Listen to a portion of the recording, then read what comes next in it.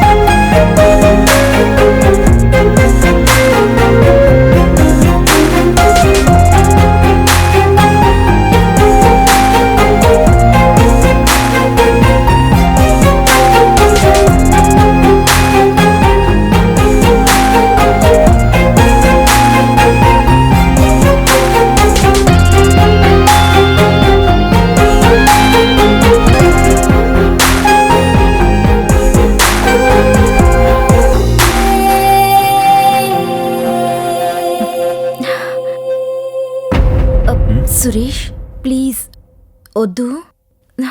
I'm sorry. నేనేం చేస్తున్నానో నాకే తెలియట్లేదు. ప్లీజ్ సురేష్, నాకు కూడా అనుభవం పొందాలనే ఉంది. మన మొదటి అనుభవం మన హృదయాల్లో శాశ్వతంగా నిలిచిపోవాలంటే మనం మ్యారేజ్ డే వరకు ఆగుదాం. You are right. Of course ఆ రోజు ఎంత దూరంలో లేదు.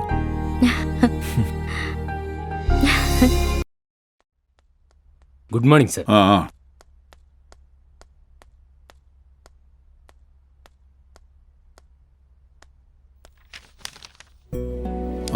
నువ్వు ఎయిర్పోర్ట్కి వెళ్ళి వాళ్ళని రిసీవ్ చేసుకుని డైరెక్ట్గా మన గెస్ట్ హౌస్కి తీసుకెళ్ళు. అలాగే సార్. వాళ్ళు రెడీ అయ్యాక ఇంటికి తీసుకురా. Okay sir.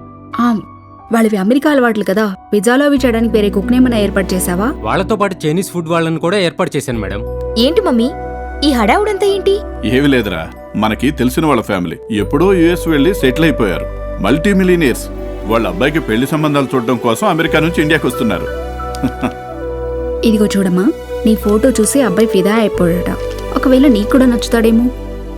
మేనేజర్ గారు, మేడం మీరు ఎయిర్పోర్ట్కి ఏమీ వెళ్ళనవసరం లేదు. Okay madam. మీరు ఆఫీస్కి వెళ్ళిపోండి. అలాగే మేడం. అదేంటమ్మా? డాడీ, నాకు నచ్చిన వాడిని నేనే సెలెక్ట్ చేసుకుంటానని చెప్పాను కదా, మళ్ళీ ఎందుకు ఇవన్నీ? ఓకే, ఎవరికి తెలుసమ్మా, ఆ కుర్రాడు నీకు కూడా నచ్చుతాడని మా ఆశ. మ్యారేజ్ కి ఇదే కరెక్ట్ ఏజ్ కదమ్మా. రాను రాను చాయిస్ తగ్గిపోతుంది కదా. మమ్మీ, ఆల్రెడీ నాకు ఒక అతను నచ్చాడు.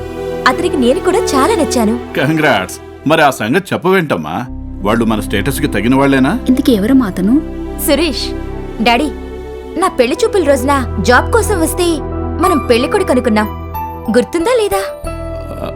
ఓ, అతనా? గుర్తుంది. ఆ విషయం ఇక నాకు వదిలేయ్, నేను చూసుకుంటాను.